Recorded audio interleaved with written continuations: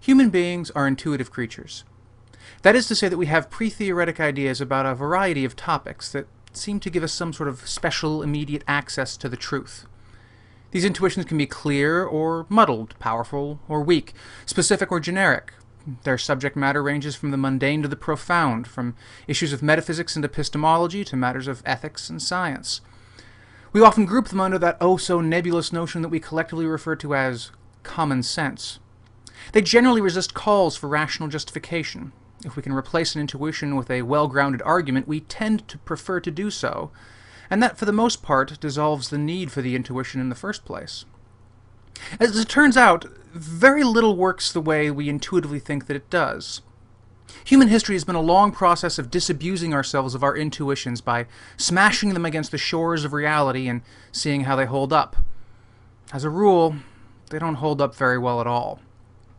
But at each step in this long process, intuition's cheerleaders have tried to stick up for it, insisting that reason, evidence, and argument, or at least our interpretations of these things, must be in the wrong. Some have championed our intuitions regarding specific topics, others as a general methodology for coming to know things, others still as the only way to have any kind of foundation for knowledge at all. Intuition's cheerleaders can be found among the most brightest luminaries in nearly all intellectual endeavors. Yet despite their eminence, history has not been kind to these cheerleaders. Let's take a short tour. Starting with the obvious, it seemed intuitively clear for a very long time that the Earth was at the center of the universe, and the sun and everything else was revolving around it. After all, it does look that way, does it not? But then again, as Ludwig Wittgenstein pointed out, what did they expect the world would look like if it were the other way around? It took about 100 years of tedious, painstaking scientific work between Copernicus's initial proposal of heliocentrism and Galileo establishing it as a scientific fact, and still doubt persisted amongst much of the populace long after. Such is the inertia of intuition. Geocentrism was the astronomical view endorsed by Aristotle, the preeminent physicist of the ancient world. Aristotle proposed a detailed theory of mechanics that was amplified and expanded upon throughout the Middle Ages. It was eventually falsified and discarded due to the work of Isaac Newton, but strangely enough, those Aristotelian intuitions die hard. So hard, in fact, it seems they may actually be hardwired into our brains. A large battery of tests have shown that people's mechanical intuitions are decidedly Aristotelian. This is true even of people who have studied Newtonian mechanics. If you give them a chance to think it through, they apply the correct Newtonian principles. But if you put them in a situation where they don't have the time to think, where they can only act on intuition, they default back to the Aristotelian model.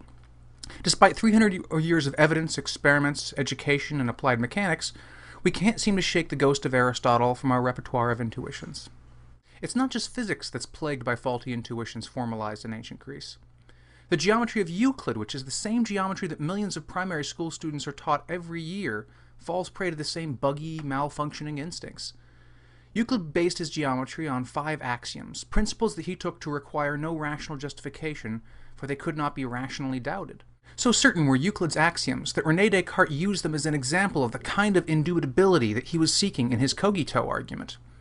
For over 2,000 years, geometers were convinced that no rational person, suitably informed, could deny the truth of Euclid's 5 axioms.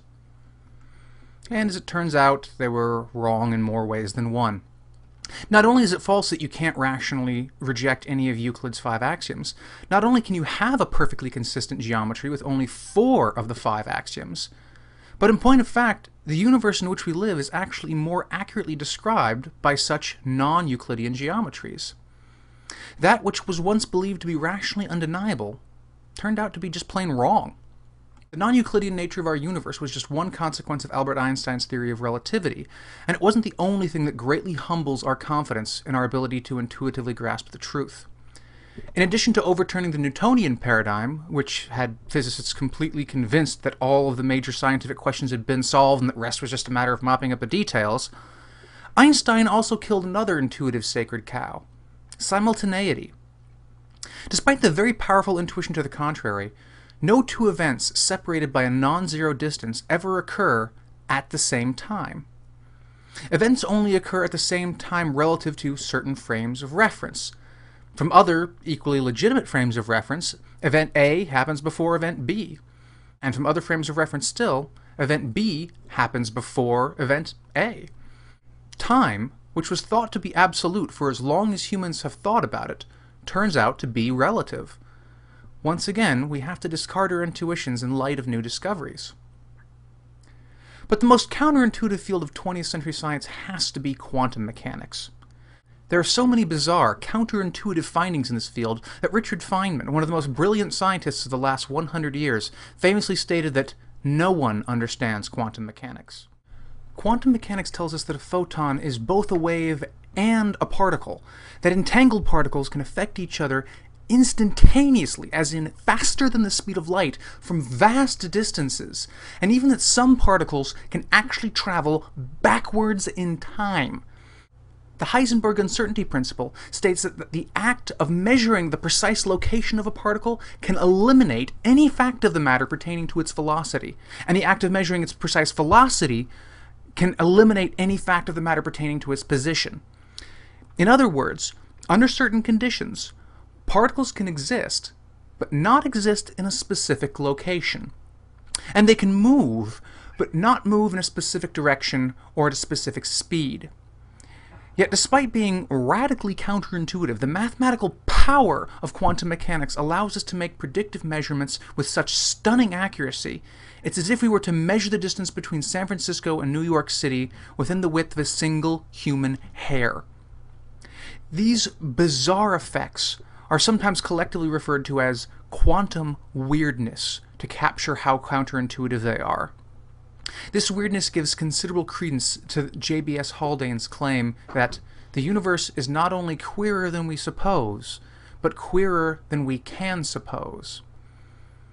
And the problem with our intuitions cuts even deeper than the universe itself. It actually cuts right to the heart of logic and mathematics. For most of the history of mathematics, it was simply assumed that math was rationally justified, that it is coherent, complete, decidable, and computable. As David Hilbert, one of the most brilliant mathematicians of the early 20th century, put it, in mathematics, there is no "we will not know." Not content to simply assume this, Bertrand Russell and Alfred North Whitehead set out to provide a solid logical foundation for all of mathematics in their 1910 book, Principia Mathematica. It was an astounding effort, surpassed only by its colossal failure at the hands of Kurt Gödel.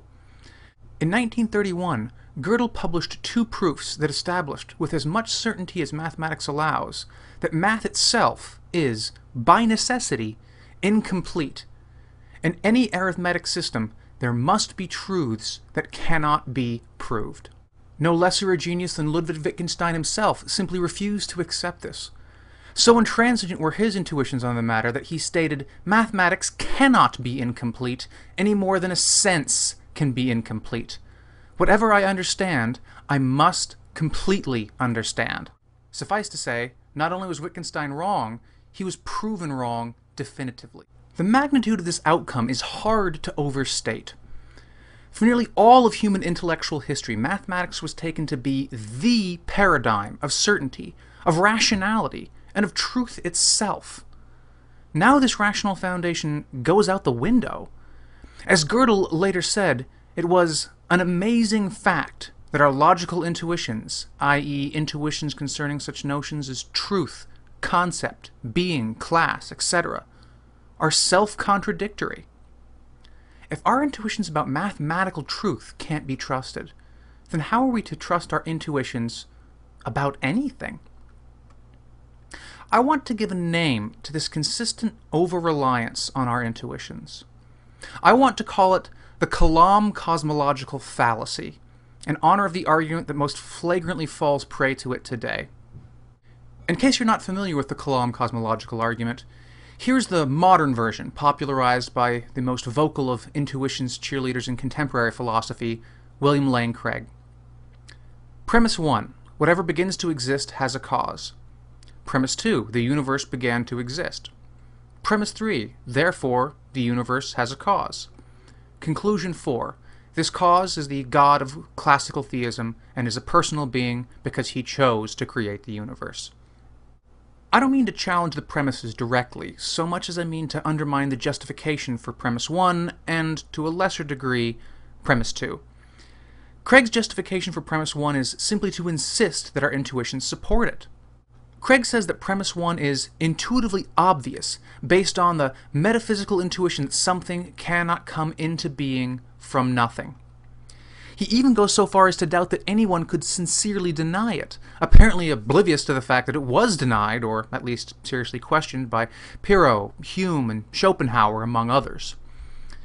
In light of everything I've outlined here, however, we can see that it's not necessary to deny it.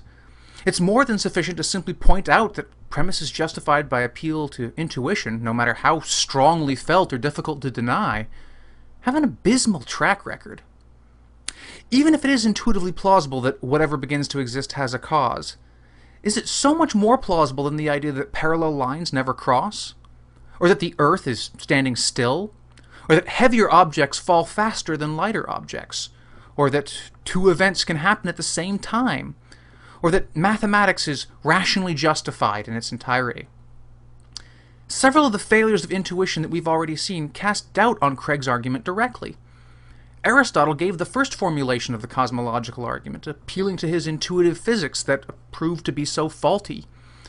Relativity and quantum mechanics both suggest the possibility of retrocausation, the idea that effect might actually precede cause. Quantum mechanics also suggests that particles can pop in and out of existence without any cause at all.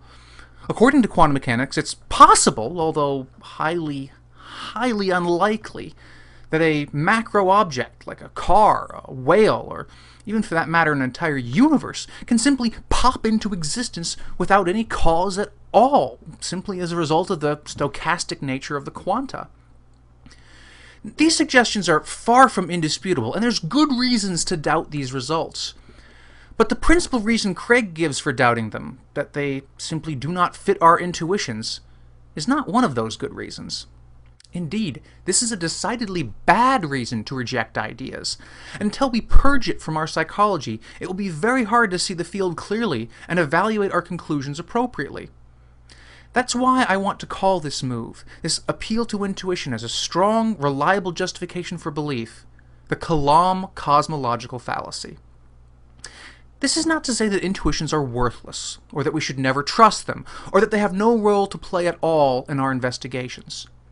I think that intuitions are a great starting point for thinking about topics such as these, and all other things being equal, an idea being intuitively plausible is a virtue. The mistake that intuition's cheerleaders make is that rather than using it as a starting point, they use intuition as an end point, as a conversation stopper, as a bedrock. People who adopt this attitude are inclined to, if I may steal a phrase from Daniel Dennett, mistake the limits of their imaginations for a metaphysical necessity. Absolute reliance on intuition has proven time and time again to be a poor strategy. It's high time we recognize this method for the fallacy that it is, and relegate it to the dustbin of intellectual history, along with the myriad false ideas it has erroneously led us to believe.